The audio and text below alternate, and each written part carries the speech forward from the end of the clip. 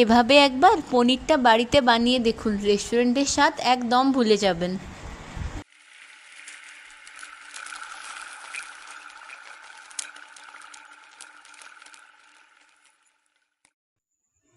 প্রথমে আমরা পনিরগুলোকে piece piece করে কেটে নেব।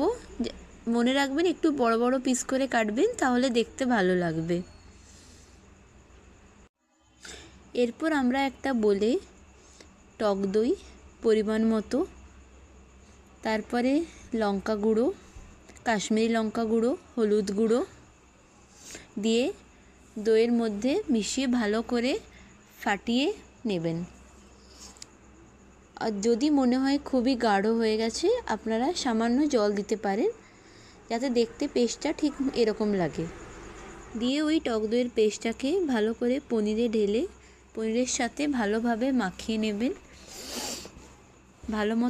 ভালো মতো মাখানো হয়ে গেলে ওই পনিরটাকে আপনারা মিনিমাম 30 মিনিট ম্যারিনেট করে রেখে দেবেন। আমি এখানে পনিরের পেরি পেরি মশলা মিশিয়েছিলাম, আপনারা চাইলে স্কিপও করতে পারেন। এরপর আমরা সরষের তেল গরম করে তার মধ্যে ম্যারিনেট করা পনিরগুলো দিয়ে দিবেন আর লাল লাল করে একটু ভেজে নেব। মনে রাখবেন বেশিক্ষণ ভাজবে না, তাহলে পনির শক্ত হয়ে যেতে পারবেন যে পনিরটা এরকমভাবে লাল লালভাবে হালকা ভাজা হয়ে গেছে। ঠিক এরকমভাবে ভাজা হয়ে গেলে আপনারা পনিরটিকে তুলে একটা অন্য পাত্রে রেখে দেবেন।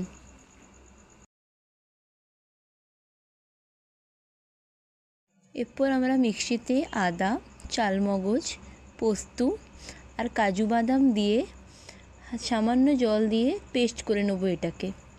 তারপর যেই প্যানে আমরা পনিরগুলো ভেজেছিলাম সেই প্যানেই আরেকটু তেল দিয়ে তেলের মধ্যে দারচিনি দিয়ে 1 থেকে 5 সেকেন্ডের মধ্যে ভেজে নেব, যাতে সুন্দর একটা গন্ধ আসে। গন্ধ আসার পর আমরা ওই প্যানে ওই পেস্টটা কাজু বাদামে ঢেলে দেব। দিয়ে দেওয়ার পর আমরা মশলাটাকে কষবো, আর সামান্য জল দিতে পারেন যদি আপনার মনে হয় যে মশলাটা নিচে ধরে যাচ্ছে। জল দিয়ে ততক্ষণ কষবেন যখন দেখবেন যে মশলাটা, আমরা হলুদ গুঁড়ো, লঙ্কা গুঁড়ো দিয়ে আর একটু কষে নেব মশলাটাকে। কষানো হয়ে গেছে এখানে মশলাটা।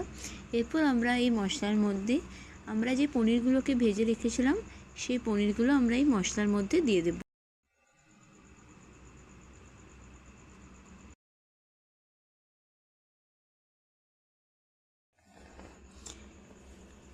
পনিরগুলো দেওয়ার পর আমরা ভালোভাবে আরেকটু নেড়ে দিয়ে, যাতে মশলাটা পুরো পনিরের সাথে ভালোভাবে মিশে যায়, ভালোভাবে নাড়ার পর আমরা এর মধ্যে সামান্য একটু জল দিয়ে দেবো, কারণ আমরা এখানে মশলাটাকে একটু গ্রেভি পনিরের ঝোলের মতো রাখতে চাইছি।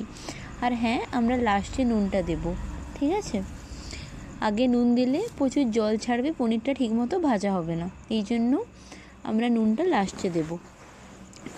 আর আপনারা চাইলে এখানে আপনারা কষা কষাও রাখতে পারেন, বাট আমরা এখানে ঝোল যেহেতু আমরা গ্রেভি করব, তাই আমরা হালকা জল দিয়ে দেব। জল দেওয়ার পর পনিরটা আমরা একটু 5 থেকে 10 মিনিট ফোটানোর জন্য রাখবো। মনে রাখবেন গ্যাসের ফ্লেম একদম লোতে রাখবেন, হাই দেবেন না, তাহলে পুড়ে যাওয়ার সম্ভাবনা থাকবে।